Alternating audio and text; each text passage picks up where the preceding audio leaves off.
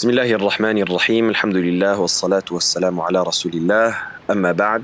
Voici donc notre première séance dans la lecture du livre Tadhkiratus Sami'i wal Mutakallim fi Adabi al-Alimi wal Muta'allim de l'imam Ibn Jama'a al-Kinani al-Shafi'i al-Hamawi rahimahullah ta'ala.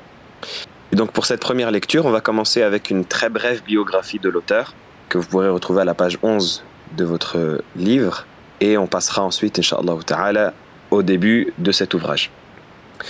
Bismillahirrahmanirrahim. Donc, l'auteur de la biographie dit Tarjamatun mujazatun lil musannifi rahimahullah ta'ala.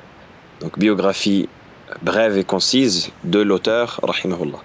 هو أبو عبد الله بدر الدين محمد بن إبراهيم بن سعد الله بن جماعة بن علي بن جماعة بن حازم بن صخر Al-Kinani, Al-Hamawi, Al-Shafi'i. Donc ça c'est son nom complet.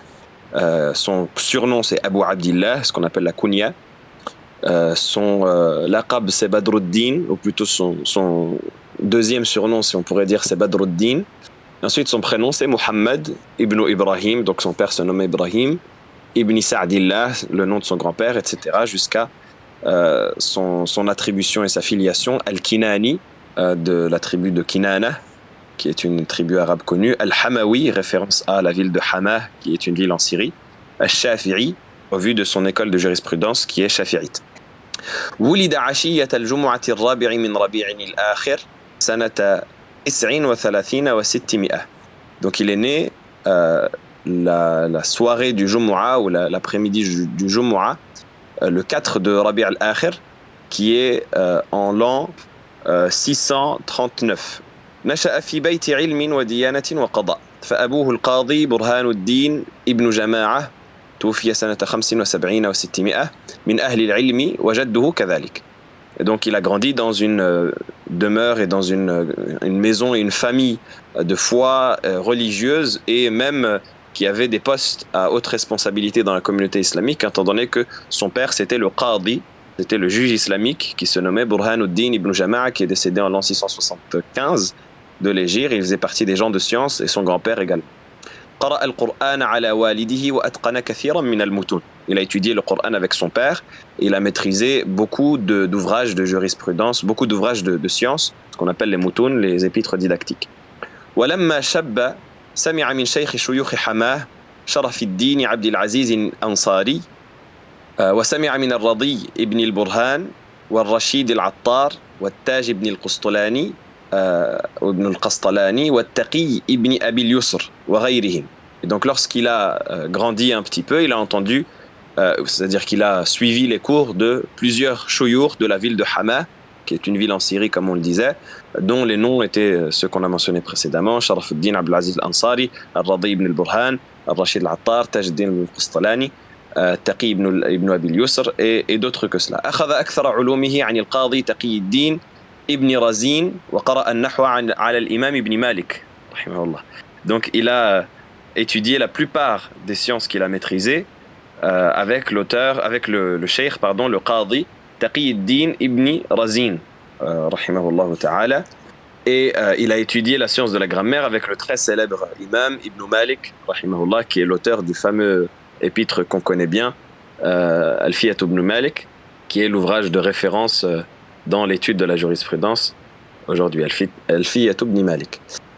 Donc ensuite il dit كان رحمه الله تعالى مكبا على العلم مجتهدا في التحصيل ففاق أقرانه وعرضت فتواه قديما على النووي فاستحسن جوابه وظهرت فضيلته.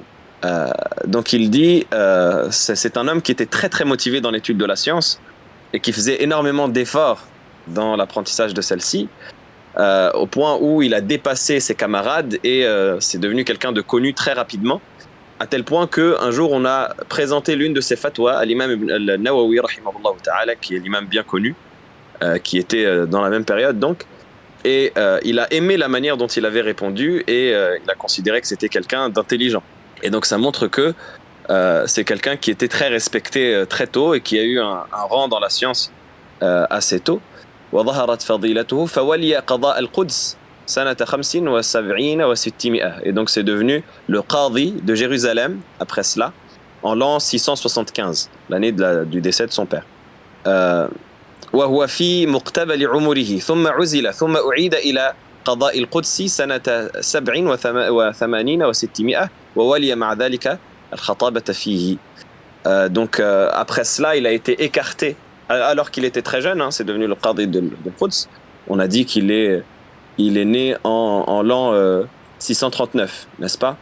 Il est né en l'an 639. Et donc si on compare, si en 675 il a eu le qada, c'est qu'il était âgé d'une trentaine d'années, ce qui est très jeune. Puis il a été remis, donc il a été écarté ensuite de ce poste-là, puis il y a été remis quelques années plus tard, en l'an 687, et ça a été également le khatib, donc celui qui prononçait la khutbah du Jumu'ah dans la ville de Al-Quds, à Jérusalem, dans la mosquée de Jérusalem. ولم يزل على ذلك حتى طلب إلى مصر فتولى قضاء الديار المصرية سنة 90 و600 وأضيف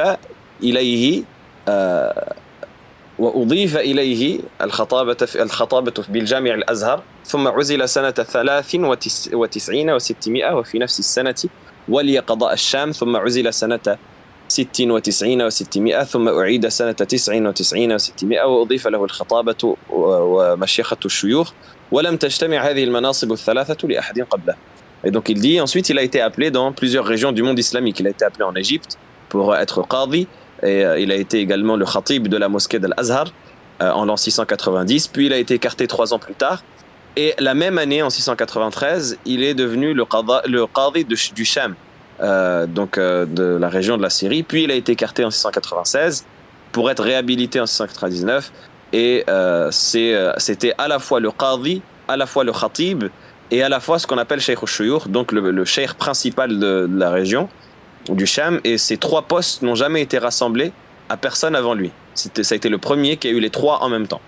ولم يزل على ذلك حتى توفي الشيخ تقي الدين ابن دقيق العيد فأعيد إلى قضاء الديار المصرية واستمر حتى سنة 10 و700 فعزل ثم أعيد سنة 11 و700 واستمر إلى أن عمي سنة 27 و700 فعزل.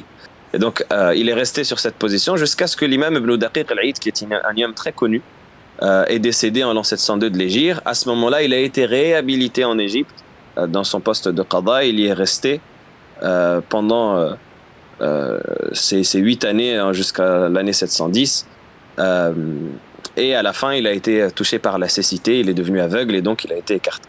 ومع طول مسيرته في القضاء إلا أنه كان محمود السيرة مسدد الأحكام عفيف النفس. Et malgré le fait qu'il était énormément dans le qada, qu'il a eu beaucoup de postes en tant que juge islamique, bien il a toujours fait preuve d'une exemplarité et d'un scrupule sans égal, et ça a été quelqu'un qui était connu pour avoir un très bon comportement. Et pourquoi est-ce qu'il précise cela, l'auteur de la biographie? Parce que il faut savoir que le qadi, c'était un poste qui était très proche du roi. C'était un poste qui était très proche du gouverneur. Or, les savants, généralement, ils fuyaient la position qui était proche du sultan, du gouverneur. Pourquoi? Parce que le gouverneur, évidemment que généralement, le souci des gouverneurs, sauf exception, ce n'est pas l'application de la religion de manière stricto sensu, ça va plus être leurs intérêts. Et donc, souvent, ils demandent aux savants d'émettre des fatawas selon leurs intérêts. C'est pour cela qu'il y a eu au fil de l'histoire beaucoup de personnes qui, malheureusement, sous la pression ou sous les menaces ou par intérêt, malheureusement, et des personnes mal intentionnées également, eh bien, émettaient des fatawas qui allaient dans le sens du gouverneur. Et c'est pour cela qu'on a énormément de textes dès l'époque des pieux prédécesseurs, dès l'époque des élèves des compagnons, qui blâmaient le fait de s'approcher du gouverneur, qui blâmait le fait au point où certains disaient celui qui rentre dans la cour du gouverneur s'égare, celui qui rentre dans la cour du gouverneur vend sa religion, au point où ils faisaient leurs ablutions avant de rentrer chez le gouverneur pour qu'Allah les protège. Il y avait énormément de textes qui étaient rapportés à ce sujet, dont même certains hadiths. Après on discute de l'authenticité de ces hadiths, etc. Mais en tout cas ça montre que le qadi souvent avait un risque d'être soumis à la pression du gouverneur et donc d'émettre des fatwas qui ne soient pas révélatrices de ce qu'il aurait dit s'il n'était pas sous cette pression-là, qui ne soient pas révélatrices de la vie le plus probant, ou même qui soit faible, ou même qui ne soit pas correct, si ça plaît au gouverneur. Et c'est pour cela qu'il y a beaucoup de savants qui refusaient même le qada. C'est rapporté dans la biographie de beaucoup de savants qu'on leur proposait à plusieurs reprises d'être qadi et qu'ils refusaient, parce qu'ils ne voulaient pas se charger de cette responsabilité. Et donc lui, il dit, malgré cela, malgré le fait qu'il a été gouverneur dans plusieurs pays, à plusieurs reprises, dans plusieurs années, eh bien, il n'a jamais été soumis à quoi que ce soit de cela. Il a toujours gardé son intégrité et son scrupule.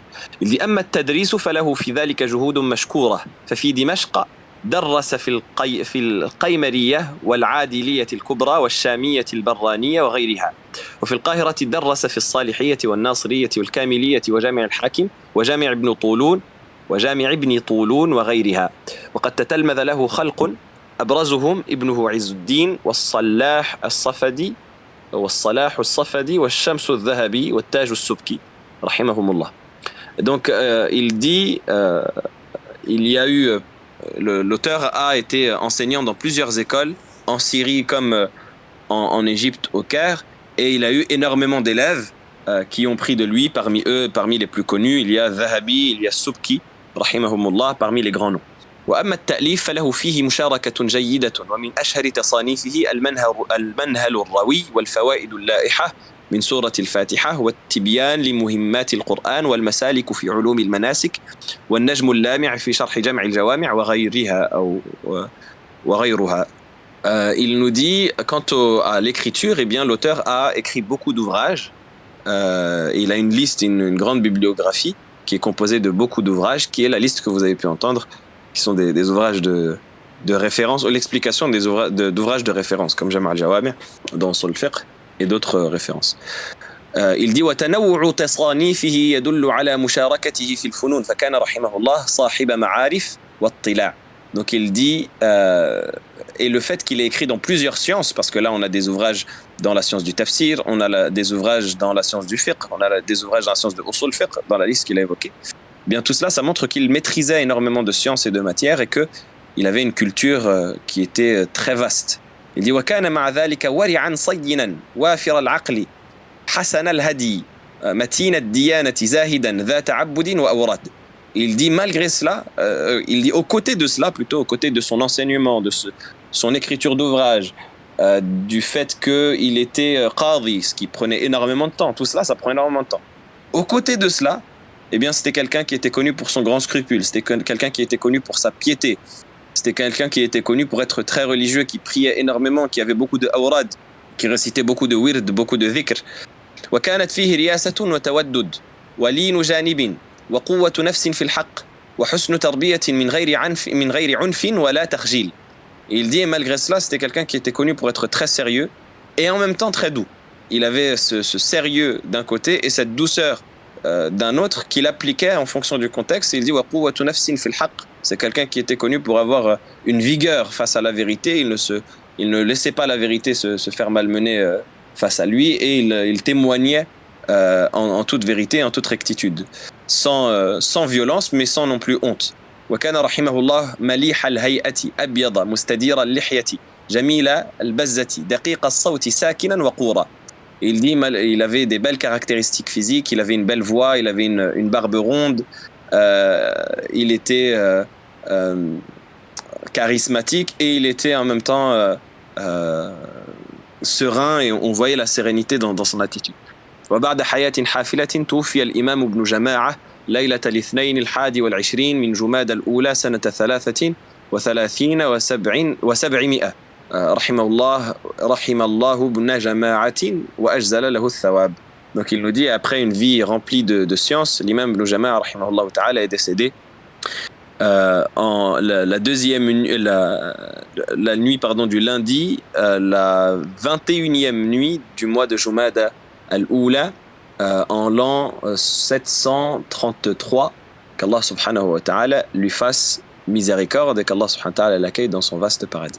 Donc voilà, ça nous permet de connaître la période de l'auteur et de voir dans quelle configuration et dans quelle époque l'auteur s'inscrivait. On sait que c'est un auteur qui a grandi en Syrie, donc à l'époque au Cham, entre l'an 639 et l'an 733. Donc il était dans cette période-là du 7e siècle, dans laquelle il y a eu beaucoup de grands noms parmi les savants.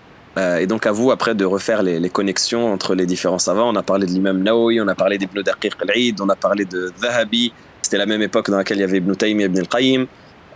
Donc c'était dans cette région-là du Sham dans laquelle il y a eu énormément de savants. C'était un auteur qui était Shafi'i dans son école, donc très certainement quand on va avoir des jugements de jurisprudence, il faudra garder en tête que c'est selon l'école shafi'ite. Donc c'est un point important également à connaître. Et on a vu que c'était un grand savant qui avait énormément de production, qui était très productif dans toutes les sciences et dans toutes les disciplines. Et donc on verra cela, Inch'Allah ta'ala, dans son ouvrage au vu de la qualité de celui-ci. Donc on commence la lecture bi'idhnillahi ta'ala à la page 31 directement. Donc l'imam Ibn Jama'a rahimahullah ta'ala commence en disant Bismillahir Rahmanir Rahim Alhamdulillahi al-Barri ar-Rahim al-Wasi' al-Alim dhil fadli al-Azim wa afdalus salati wa atammu at-taslim على سيدنا محمد النبي الكريم المنزل عليه في الذكر الحكيم وإنك لعلى خلق عظيم وعلى آله وأصحابه الكرام جواره في دار النعيم أما بعد. Donc l'auteur commence dans cette introduction en remerciant Allah subhanahu wa ta'ala. Donc il dit la louange est à Allah, Al-Barri ar-Rahim, Al-Barr qui signifie le bon, Ar-Rahim qui signifie le très miséricordieux, Al-Wasi' al-Alim, Al-Wasi' qui signifie le détenteur de la largesse et Al-Alim le parfait connaisseur, Dhil Fadli al-Azim, celui qui est le détenteur de la grâce immense, et que les meilleures prières et les parfaites salutations soient sur notre maître Muhammad sallallahu alayhi wa sallam, le noble prophète, sur qui a été révélé dans la révélation sage, wa innaka la'ala khuluqin azim, et tu es certes doté d'un excellent comportement, ainsi que sur sa famille, ses compagnons nobles qui seront ses voisins dans le paradis, dans la demeure du plaisir qui est la demeure du paradis. On demande à Allah subhanahu wa ta'ala d'en faire partie. Donc dans cette introduction, l'auteur fait la première chose que l'on remarque, c'est donc que l'auteur rédige cette introduction avec la méthode du saja'. Qu'est-ce que c'est que la méthode du saja'? C'est les rimes, qui est la tradition des savants lorsqu'ils écrivent, en particulier les introductions, mais même leurs ouvrages. Eh bien, ils font qu'il y ait des rimes entre les différents passages. Et donc là, on remarque cela. Alhamdulillahi al-Barri ar-Rahim, al-Wasi' al-Alim. Donc tout cela, c'est les rimes qui composent cette introduction-là que l'auteur fait. Et la deuxième des choses qu'on le remarque, c'est ce que l'on appelle dans la science de la balagha, dans la science de l'éloquence en arabe, on appelle cela bara'atu istihlal. Qu'est-ce que c'est que bara'atu istihlal? C'est le fait d'annoncer implicitement l'objet de notre discours ou de ce de quoi on va parler, de ce de quoi on va traiter. Excusez-moi. L'objet de notre discours et l'objet de ce de quoi on va parler, ce qu'on va traiter, dans l'introduction même de notre propos. Et ici, bara'atu istihlal, ça se manifeste dans le fait que l'auteur a évoqué le verset où Allah subhanahu wa ta'ala dit au prophète sallallahu alayhi wa sallam wa innaka la'ala khuluqin azim, et tu es certes doté d'un immense caractère et de belles bienséances. Et donc si l'auteur évoque ce verset, c'est parce que dans ce livre, on va avoir pour objectif de voir les bons caractères, de les étudier et ainsi de chercher à ressembler au prophète alayhi salatu wassalam, qui est la sommité des bons caractères, comme l'auteur va le mentionner, qui est l'exemple ultime de la bienséance et qui est celui qui est notre modèle à qui l'on cherche à ressembler à travers tout cela. Et donc c'est ce que l'on va étudier dans ce livre et c'est ce que l'on va lire des propos de l'auteur. Et donc c'est la raison pour laquelle il a commencé avec ce verset en introduction. Amma ba'd, ceci dit, fa inna min ahammi ma yubadiru bihi al-labib sharkha shababihi wa yud'ibu nafsahu fi tahsilihi wa iktisabihi حسن الأدب الذي شهد الشرع بفضله واتفقت الآراء والألسنة على شكر أهله. Donc il dit amma ba'd, ceci dit, qui est la formule pour séparer entre l'introduction et entre le propos, ce qu'on appelle fasl al-khitab. Donc amma ba'd, il dit parmi les choses les plus importantes auxquelles doit s'atteler l'intelligent dès son plus jeune âge et qu'il doit faire des efforts pour maîtriser et acquérir, eh bien il y a les bienséances et le fait de se parer de ces bienséances-là, à propos desquelles ou à propos du mérite desquelles ont témoigné la législation et la raison saine. Donc à la fois la législation et la raison saine ont témoigné du mérite des bienséances et à propos desquelles toutes les opinions ainsi que toutes les langues se sont accordées pour louer ceux qui s'en seront parés et ceux qui auront accompli ces bienséances-là. Et donc tout cela, ça montre que la personne, lorsqu'elle se pare des bienséances, elle a à la fois accompli quelque chose qui est loué au sens de la législation, au sens de sa religion, mais également au sens de la raison, et elle est digne de louange dans toutes les opinions et sur toutes les langues. Et la raison de cela, c'est parce que toute l'humanité s'accorde à dire que les bienséances, l'éducation, les valeurs, la morale, l'éthique, tout cela, ce sont des bonnes choses qui font que la personne qui s'empare mérite le titre noble, mérite le respect et fait partie donc des meilleurs parmi l'humanité. Plus elle s'approche de ces bienséances-là, et plus elle purifie son âme, et plus elle s'élève, et plus même elle s'élève aux yeux et au regard des gens. Donc c'est la raison pour laquelle il dit que c'est la première des choses à laquelle doit s'atteler l'intelligent dès son plus jeune âge. Il nous dit وإن أحق الناس بهذه الخصلة الجميلة وأولاهم بحيازة هذه المرتبة الجليلة أهل العلم الذين حلوا به ذروة المجد والسناء وأحرزوا به قصبات السبق إلى وراثة الأنبياء لعلمهم بمكارم أخلاق النبي صلى الله عليه وسلم وآدابه وحسن سيرة الأئمة الأطهار من أهل بيته وأصحابه وبما كان عليه أئمة علماء السلف واقتدى بهديهم فيه مشايخ الخلف. Donc il dit ceux qui sont les plus méritants de cette belle caractéristique et ceux qui sont prioritaires quant à obtenir ce rang immense et éminent sont les gens de science, sont les partisans de la science qui ont occupé par la science et avec la science et grâce à la science les plus hauts degrés, les plus hauts degrés de la gloire et de l'honneur, et qui ont eu ainsi la priorité sur l'héritage des prophètes. Qasabat et sabq. Qu'est-ce que c'est que qasabat et sabq? On parle de qasbatu sabqi chez les Arabes pour désigner une personne qui a gagné une course. Parce que, ou qasabatu sabqi plutôt, parce que les Arabes, lorsqu'ils organisaient une course, eh bien, ils plaçaient la plante de la qasaba, qui est le bambou, ils le plaçaient au bout de la course, et le premier à arriver à la course, arriver à la fin de la course, ramassait ce bambou-là, il était considéré comme étant le gagnant. Et donc, qasabat et sabq, c'est ici comme si on avait une course dans l'appropriation de l'héritage des prophètes, dans l'acquisition de l'héritage des prophètes, et que l'on arrivait grâce à la science et avec la science. C'est-à-dire comme si l'humanité, au final, dans son chemin à travers lequel elle essaye de ressembler aux prophètes, est dans une course dans laquelle ils se concurrencent les uns les autres.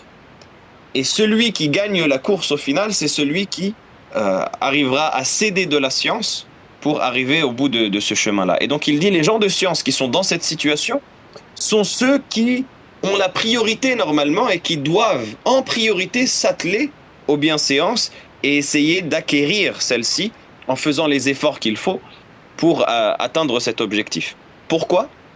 Il nous dit لعلمهم بمكارم أخلاق النبي صلى الله عليه وسلم وآدابه وحسن سيرة الأئمة الأطهار من أهل بيته وأصحابه. Il nous dit parce que ces gens-là, ils connaissent les nobles caractères du prophète sallallahu alayhi wa sallam ainsi que ses bienséances. Et ils connaissent également le bon caractère et la bonne attitude et l'éthique morale de laquelle se paraient les grands imams parmi les compagnons du prophète sallallahu alayhi wa sallam et parmi les gens de sa famille. Et ils savent également ils savent également le comportement et l'attitude qu'avaient les grands imams parmi les savants des pieux prédécesseurs et qu'on suivi et desquels ont suivi l'exemple les savants de Al-Khalaf, donc les savants des générations qui viendront par la suite. As-Salaf, c'est les pieux prédécesseurs, ça désigne les 3 premières générations en islam, et Al-Khalaf, ce sont les successeurs, donc les générations suivantes. قال ابن سيرين رحمه الله تعالى كانوا يتعلمون الهدي كما يتعلمون العلم وقال الحسن إن كان الرجل لا يخرج في أدب يكسبه السنين ثم السنين وقال سفيان بن عيينة إن رسول الله صلى الله عليه وسلم هو الميزان الأكبر وعليه تعرض الأشياء وعلى خلقه وسيرته وهديه فما وافقها فهو الحق وما خالفها فهو الباطل. Donc l'auteur va commencer ici à évoquer des citations des pieux prédécesseurs pour montrer l'importance qu'ils donnaient aux bienséances et la valeur qu'ils attribuaient à celles-ci.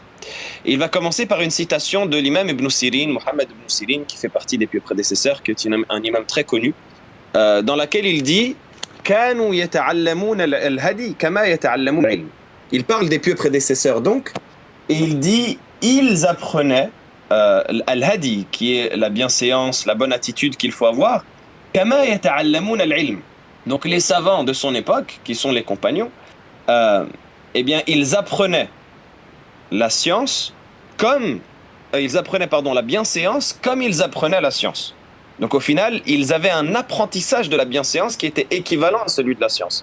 Et donc ça nous indique que de la même manière que la personne aujourd'hui essaye d'étudier les matières religieuses, elle va s'asseoir pour apprendre les hadiths, elle va s'asseoir pour apprendre un chapitre de fiqh, bien de la même manière, elle doit s'éduquer aux bienséances et l'apprendre parce que les compagnons, c'était ainsi qu'ils faisaient.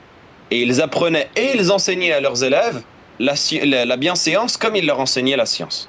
Ça montre que c'est quelque chose qui s'étudie. On a une part qui est innée effectivement, qui est plus ou moins grande en fonction du rizq qu'Allah subhanahu wa ta'ala nous donne, en fonction de cette subsistance au final et cette part qu'Allah subhanahu wa ta'ala nous donne. Chacun a une part différente de l'autre, mais c'est également en grande partie acquis.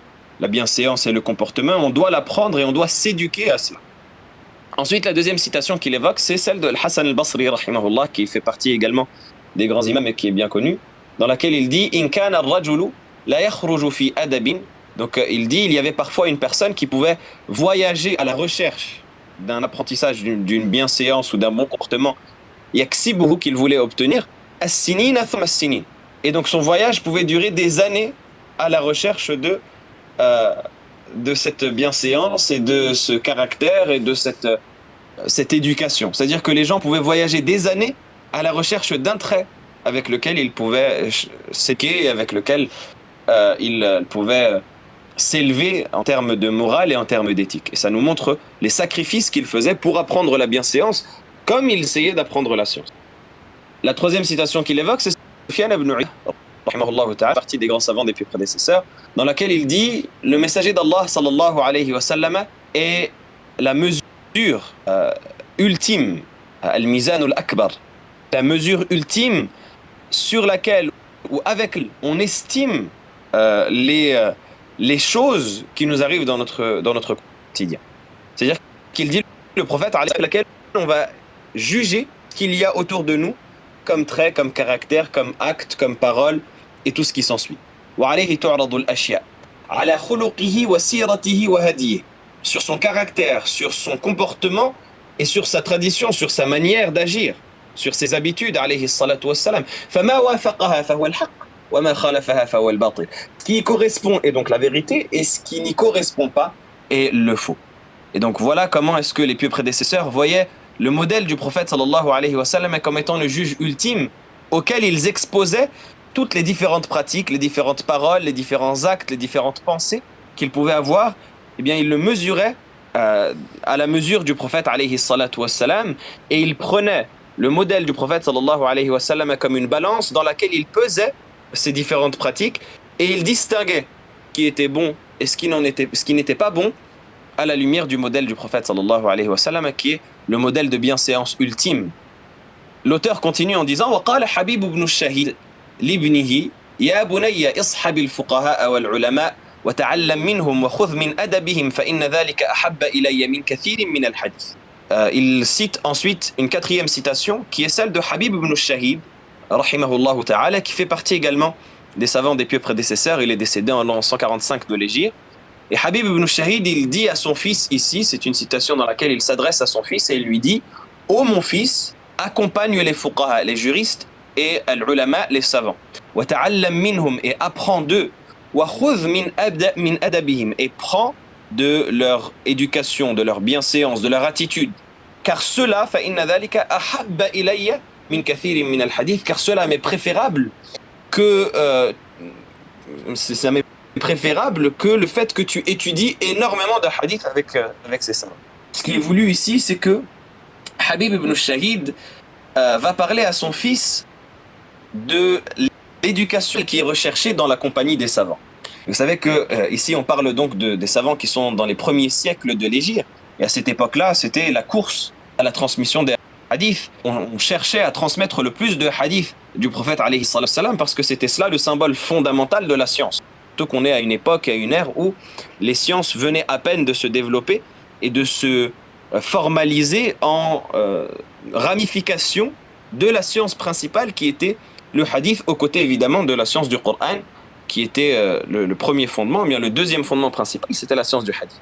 Et donc il y avait une sorte de concurrence louable, et c'est ce qui a fait que, alhamdulillah, on ait pu avoir aujourd'hui cette quantité immense de hadiths qui nous soient rapportés du prophète sallallahu alayhi wa sallam. Donc cette concurrence, elle est tout à fait louable et positive. Mais dans cette concurrence-là, eh bien, parfois il y avait peut-être un oubli des priorités qui était qu'on focalisait davantage notre attention sur le fait d'acquérir un maximum de hadiths plutôt que de s'éduquer aux bienséances. Et ça, c'est un mal que Habib ibn Shahid il évoque alors qu'il fait partie des 3 premières époques qui sont les meilleures générations. On ne parle pas encore de nous, qui ne cherchons la science que par ostentation, par orgueil, par nité. Et encore, nous n'avons que des bribes de science avec lesquelles on se pavane fièrement. Là, on parle des premières générations qui sont les pieux prédécesseurs, qui sont des générations gardées et protégées par Allah subhanahu wa ta'ala, dans lesquelles Allah subhanahu wa ta'ala a mis une bénédiction qui est extrêmement forte et qui a été à l'origine, walillahi alhamd, de la préservation de notre patrimoine à travers les âges et les époques. Malgré cela, Habib ibn Shahid, il met en garde son fils et il dit: je préfère que tu accompagnes les savants pour étudier avec eux le bon comportement et la bonne éducation que tu amasses énormément de hadiths. L'auteur continue en disant: وقال بعضهم لابنه يا بني لأن تعلم بابا من الأدب أحب إلي من أن تتعلم 70 بابا من العلم.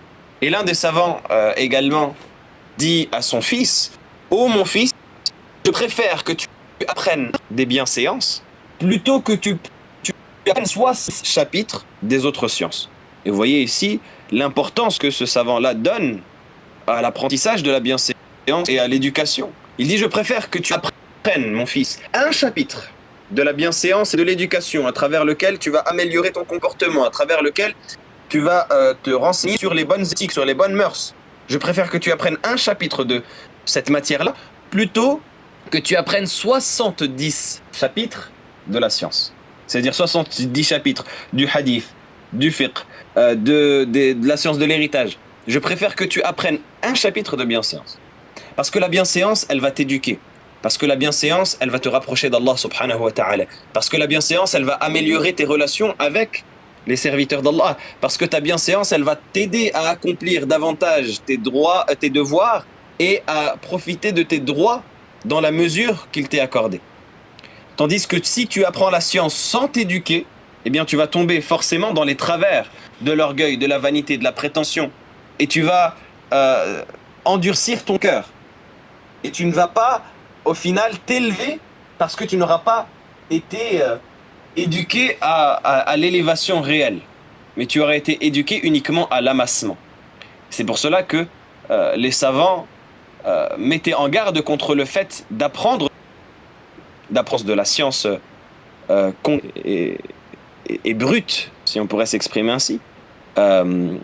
Donc les sciences, les matières que l'on connaît, que j'ai citées à plusieurs reprises, la aqida, le fiqh, le hadith, ces matières-là qui font partie du corpus de l'enseignement islamique.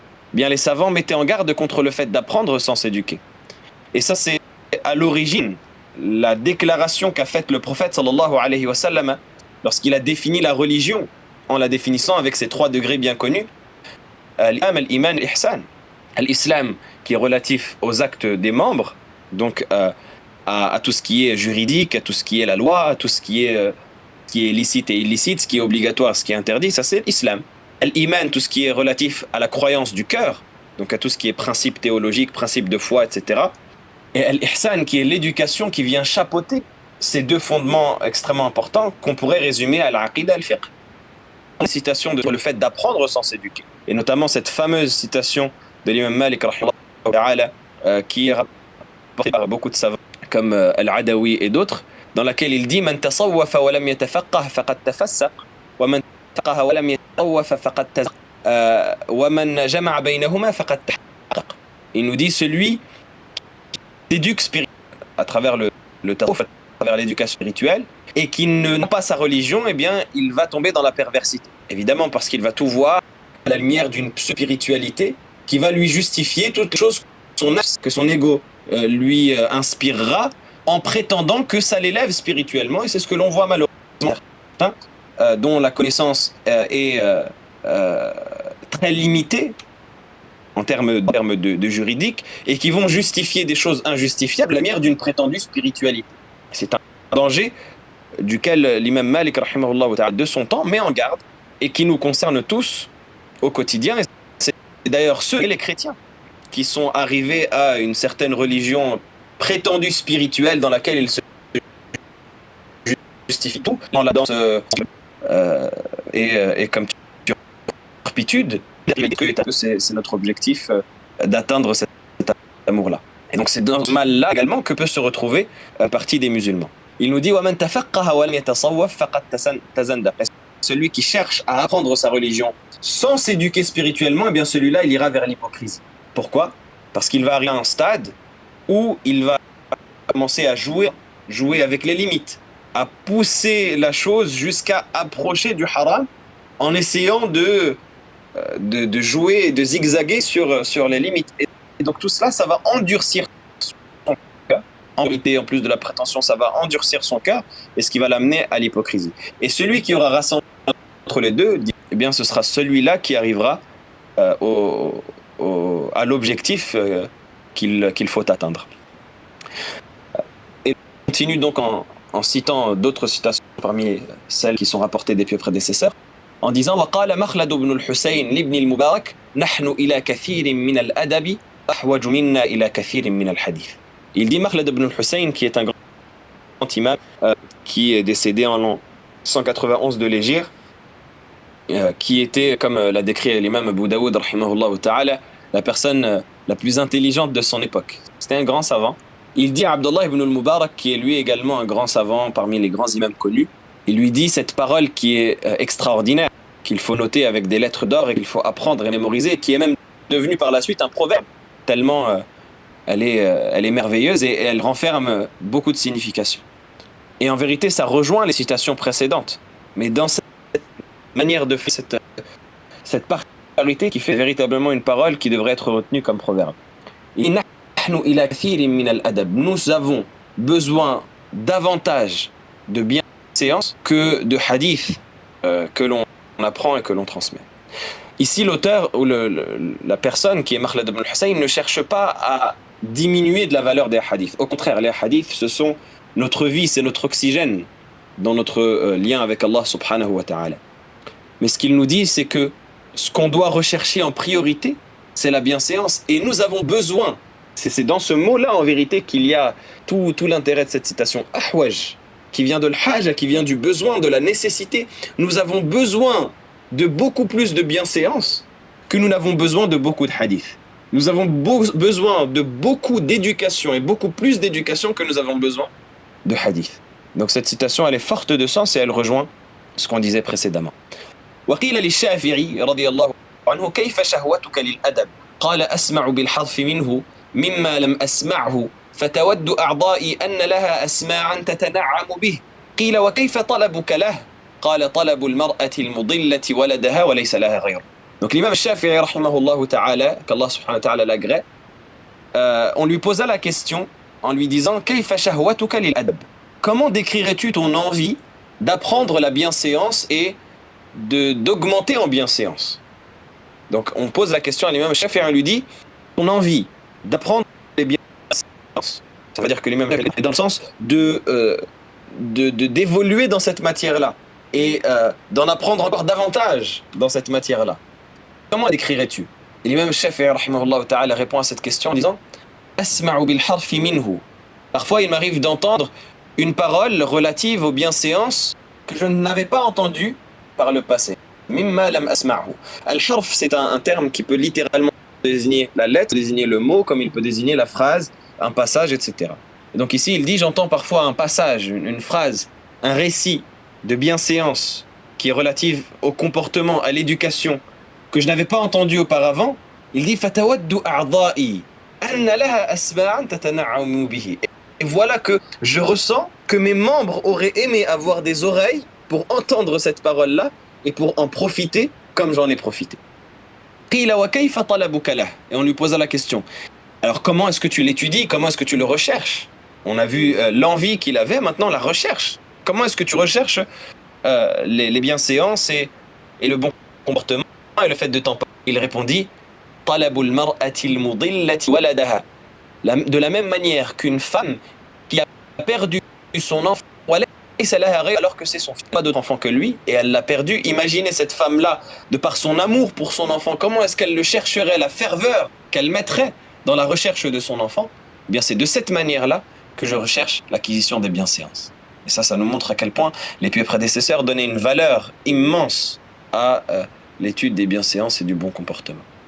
Et donc l'auteur va continuer dans cette optique-là et va nous expliquer ainsi la raison pour laquelle il a écrit ce livre et qu'il a placé tout ce qu'il contient et toutes les citations qu'il renferme. Il dit ولما بلغت رتبة الأدب هذه المزية وكانت مدارك مفصلاته خفية دعاني ما رأيت من احتياج الطلبة إليه وعسر تكرار توقيفهم عليه إما لحياء فيمنعهم الحضور أو لجفاء فيورثهم النفور إلى جمع هذا المختصر مذكرا للعالم ما جاء إليه ومنبها للطالب على ما يتعين عليه وما يشتركان فيه من الأدب وما ينبغي سلوكه في مصاحبة الكتب ثم أدب من يسكن المدارس منتهٍ أو طالبا لأن العلم في هذه الأزمنة غالبا.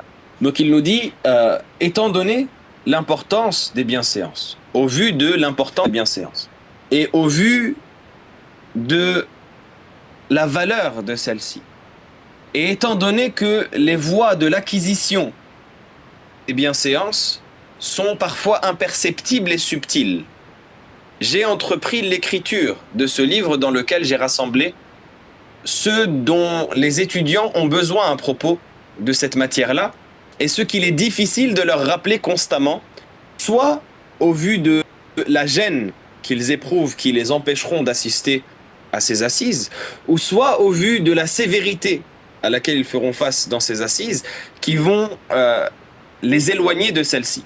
Donc ce qu'il nous dit l'auteur ici, c'est qu'il a entrepris d'écrire son livre pour plusieurs raisons. La première raison, c'est que généralement, c'est que la science de la bienséance et de l'éducation, c'est une science qui a une immense importance.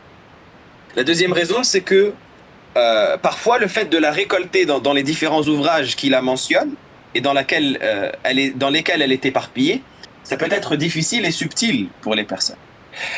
Et la troisième raison, c'est le besoin des étudiants de se former à l'éducation et aux bienséances, et la difficulté qu'il y a, soit au vu de la gêne que ça peut représenter pour eux, soit au vu du fait qu'ils s'écartent de ces assises parce qu'ils ne veulent pas faire face à la sévérité du professeur, qui va leur rappeler à chaque fois comment est-ce qu'ils doivent se comporter, comment est-ce qu'ils doivent agir.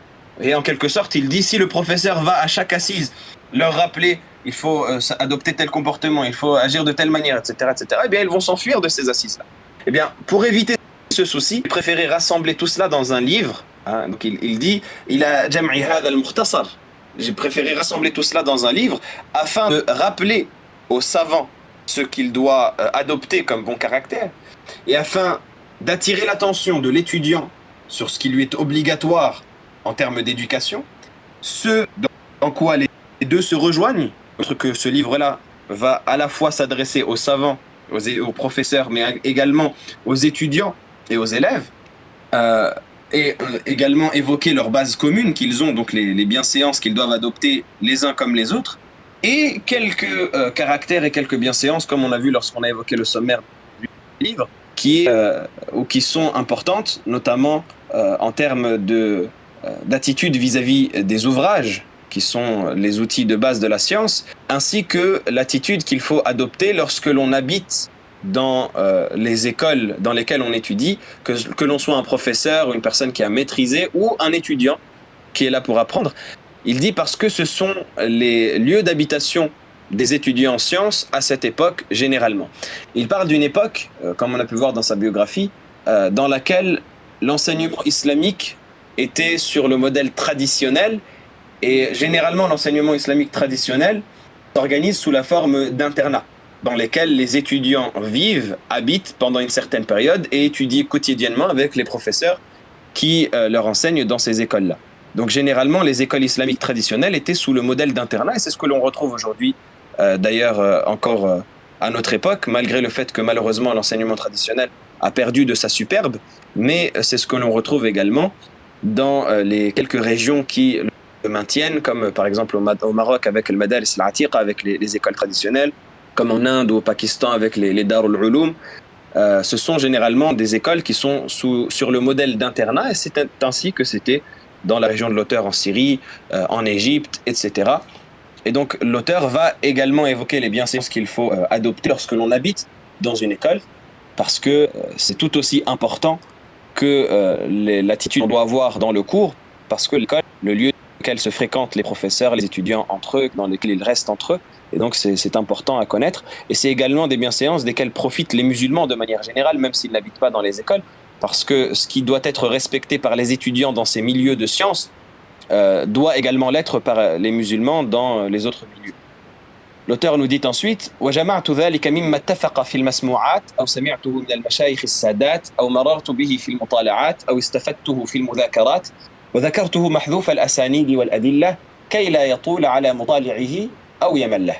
Et là on voit pour l'arabophone aguerri ou pour celui qui comprend les propos de l'auteur, en arabe on voit la beauté de la langue de l'auteur, à quel point l'auteur maîtrisait la langue arabe et maîtrisait l'éloquence. C'était quelqu'un qui était très éloquent et on le sent dans ses écrits. C'est-à-dire qu'il n'y a pas de lourdeur dans cette recherche de la rime qu'on peut retrouver dans d'autres écrits. Parfois, dans certains ouvrages, on trouve une certaine lourdeur dans le fait d'amener des rimes qui vont être éloignées les unes des autres avec un peu à rallonge. Ici, les propos de l'auteur, ils sont très... c'est dans la subtilité qu'il amène tout cela, son éloquence, et le fait qu'il avait une très belle maîtrise de la langue arabe qui permet cette jolie production que l'on a ici et de laquelle on profite.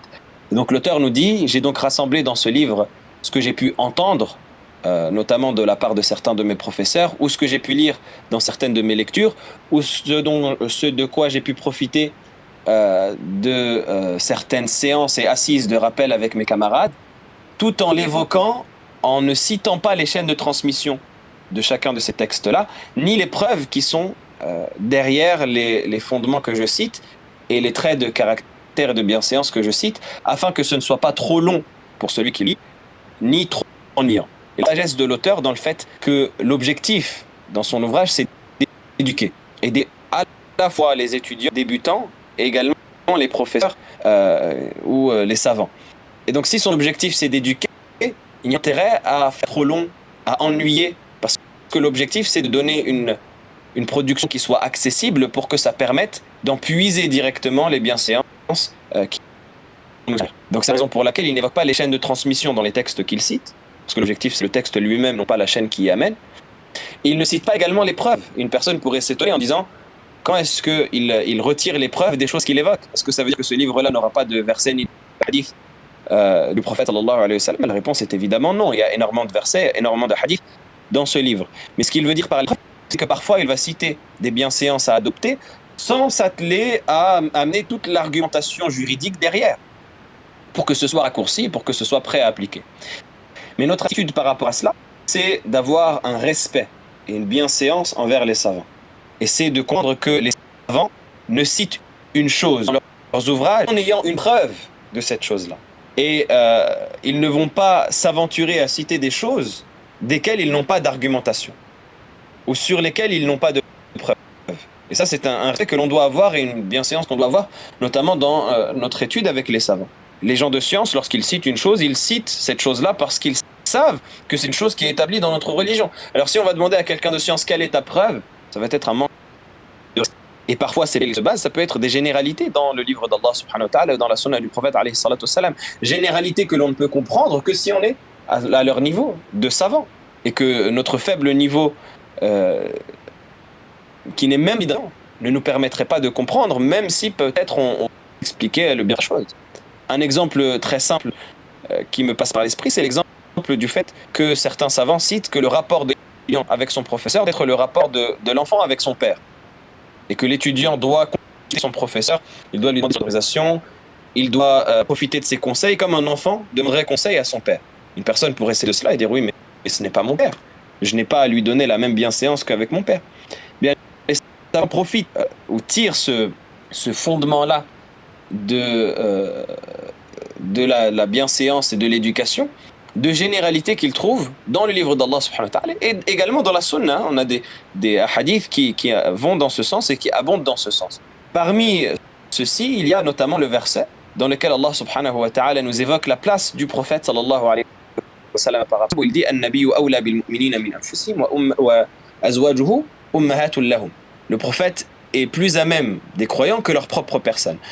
Dans une version marginale, shadha, qui est rapportée par Ubay ibn Ka'b radiyallahu ta'ala anhu, il rajoute wa huwa abun lahum. Le prophète est plus à même des croyants que leur propre personne et c'est un père pour eux. Est-ce que le prophète est notre père? Non. On connaît les enfants du prophète sallallahu alayhi wa sallam, mais on sait qu'on ne fait pas partie d'eux. Mais alors, de quoi est-ce qu'il s'agit? Est-ce que ce verset ne concerne que ceux qui seront descendants directs du prophète sallallahu alayhi wa sallam? La réponse est non. Ici, Allah subhanahu wa ta'ala, il parle de tous les croyants en disant le prophète sallallahu alayhi wa sallam est un père pour eux. Alors, quelle est la signification derrière cela? La signification derrière cela est que le prophète sallallahu alayhi wa sallam est un père spirituel pour nous. Et donc, de la même manière, les héritiers des prophètes reprennent cet étendard-là du prophète sallallahu alayhi wa sallam et sont pour nous des pères comme le prophète sallallahu alayhi wa sallam était pour nous notre père. C'était notre père spirituel et donc les héritiers des prophètes sont dans la même mesure nos pères et on doit avoir un respect envers eux.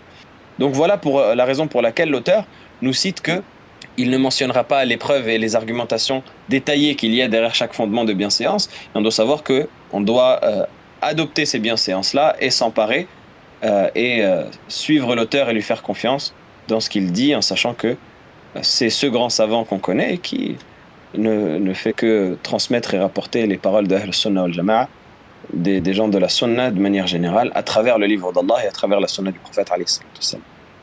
وقد جمعت فيه بحمد الله تعالى من تفاريق آداب هذه الأبواب ما لم أره مجموعا في كتاب وقدمت على ذلك بابا مختصرا في فضل العلم والعلماء على وجه التبرك والاقتداء. Il dit, et j'ai rassemblé ainsi ici, par la grâce d'Allah subhanahu wa ta'ala et sa louange, des différents principes de la bienséance, ces chapitres-ci qu'il va mentionner, et il dit d'une manière que je n'ai pas vue dans un autre ouvrage ou dans une autre référence. C'est-à-dire que je n'ai pas vu pareil que l'ouvrage que j'ai rassemblé chez autrui ou chez autre que moi parmi les auteurs. Et il dit vrai qu'Allah subhanahu wa ta'ala lui fasse miséricorde parce que son ouvrage c'est une perle dans cette science-là et dans cette matière. Et c'est ce que l'on va voir, incha'Allah ta'ala, au courant de cette lecture, que c'est un ouvrage qui est particulièrement intéressant et qui d'ailleurs sert de base dans l'enseignement de la bienséance et dans l'éducation de manière générale. Il nous dit, et j'anticipe et je mentionne avant les chapitres qui vont traiter de la bienséance, un chapitre que je vais citer dans le mérite de la science et des savants, afin d'en rechercher la bénédiction et le suivi des gens de science avant moi. Parce que c'est une habitude chez les savants, lorsqu'ils commencent à traiter de la science, de commencer par évoquer le mérite de celle-ci. Quel est le mérite de la science? Quels sont les mérites des savants? Quels sont les mérites des étudiants? Et donc, ici, l'auteur dit qu'il va commencer par un chapitre sur le mérite de la science et des savants, et ensuite il va évoquer les différents chapitres qui concernent à la fois les bienséances du savant et les bienséances de l'apprenant et de l'étudiant. C'est ce qu'il évoque en détail lorsqu'il va citer le sommaire de son livre en disant donc je l'ai donc organisé sur 5 chapitres fondamentaux qui accomplissent l'objectif pour lequel a été écrit ce livre. Donc le premier chapitre concerne le mérite de la science et de ses gens, de ses partisans, et la noblesse du savant et son intelligence. Le deuxième grand chapitre concernant les bienséances du savant en lui-même, ainsi qu'avec ses étudiants et lors de son assise et lors de son cours. Donc le troisième grand chapitre de la bienséance de l'apprenant et de l'étudiant en lui-même, ainsi qu'avec ses professeurs et ses compagnons, ses camarades, et dans son assise de science.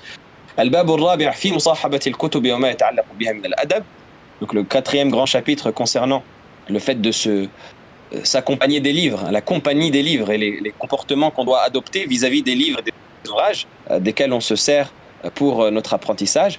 الباب الخامس في أدب سكن المدارس وما يتعلق به من النفائس, et donc le cinquième chapitre concernant les bienséances qu'il faut adopter lorsque l'on habite dans une école et ce qui s'y rattache comme enseignement intéressant et profitable.